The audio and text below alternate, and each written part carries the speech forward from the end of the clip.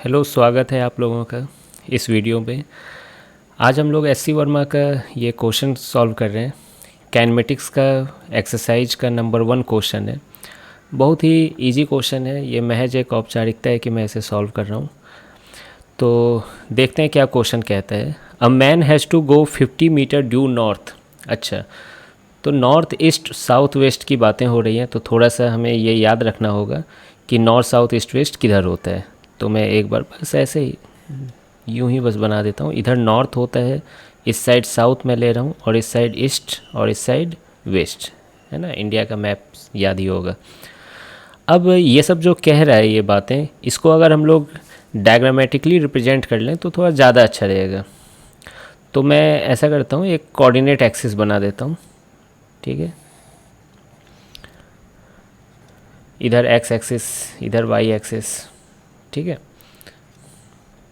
इससे ज़्यादा थोड़ा अच्छा विजुअलाइजेशन होता है।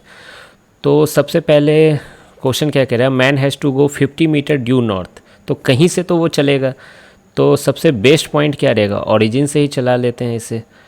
तो मान लीजिए कि सबसे पहले वो पॉइंट ओ पर था, वो 50 मीटर नॉर्थ में गया। नॉर्थ में गया मतलब ऊपर गया, वाई डायरेक्शन में गया। तो इसको पहुंचा देते हैं यहाँ पर, ए पॉइंट पर पहुंचा देते हैं। ये ए और ओ के बीच की डिस्टेंस कितनी है, 50 मीटर है। फिर वो यहाँ से कह रहा है क्वेश्चन में 40 मीटर ड्यू ईस्ट, ईस्ट के डायरेक्शन में गया। तो ईस्ट देखिए यहाँ बगल में मैंने बनाया हुआ है, इस डायरेक्शन में राइट साइड में है। तो ये 40 मीटर ईस्ट गया, तो ठीक है, इसको भेज देते हैं। तो लेट से ये पॉइंट बी पर पहुँच गया 40 मीटर ईस्ट जाने से।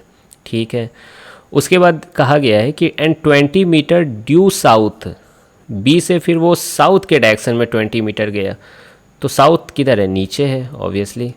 तो वो फाइनली सी पॉइंट पे पहुंच गया, और मैं यहाँ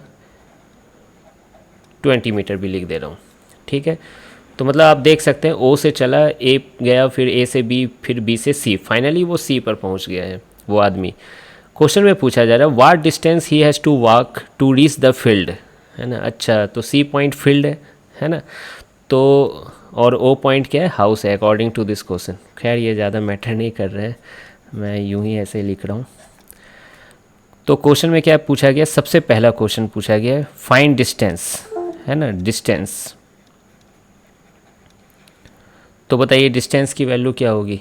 सारे ये लेंथ ऑफ पाथ को जोड़ देना है ना। डिस्टेंस का फॉर्मूला ही होता है लेंथ ऑफ पाथ ट्रेवल्ड, यानी O A plus A B plus B C. ठीक है, ओ ए का वैल्यू कितना है 50 मीटर, ए बी का कितना है 40 मीटर, एंड बी सी का 20 मीटर। तो ये फाइनली कितना आ गया 50 40 90 20 110 मीटर। ठीक है, तो ये पहला आंसर हो गया। नेक्स्ट बी पार्ट में पूछा जा रहा है what is his displacement from his house to the field, है ना, डिस्प्लेसमेंट। तो ज़रा सा आप याद करिए डिस्प्लेसमेंट क्या होता है। शॉर्टेज डिस्टेंस, है ना, बचपन में भी पढ़ाया गया है, 7-8 क्लास से सिखाया जा रहा है shortage distance from one point two another point. खैर 11th क्लास में कैसे सिखाया गया है, इनिशियल से फाइनल पॉइंट के बीच की दूरी, इनिशियल से फाइनल पॉइंट के बीच की दूरी। तो ये आपका इनिशियल पॉइंट है, और ये सी पॉइंट क्या है, फाइनल। मैं एक बार फिर से यहाँ पे दिखा दे रहा हूँ, ये ओ पॉइंट और ये सी पॉइंट। अब हमें ये दूरी निकालनी है। कई मेथड हैं इसको निकालने का, है ना। मैं सबसे इजी मेथड कर ले रहा हूँ, देखिए कैसे। ये ओ से ए 50 है और बी से सी 20 है। तो क्या मैं कह सकता हूँ यहाँ से यहाँ के बीच की दूरी 30 मीटर होगी, है ना। 50 में से 20 घटा दीजिए, तो मुझे ये पता चल गया कि ये जो पॉइंट है ये 30 मीटर है, यानी वाई कोऑर्डिनेट 30 मीटर हो गई इसकी, और एक्स कोऑर्डिनेट तो ऑब्वियसली 40 मीटर है। तो ये 40 मीटर, ठीक है। और इसे ही हम लोग डिस्प्लेसमेंट कहते हैं, डिस्प्लेसमेंट वेक्टर। ठीक है, तो अगर आप वेक्टर के नोटेशन में लिखना चाहें तो भी अच्छी बात है, 40 i cap plus 30 j cap.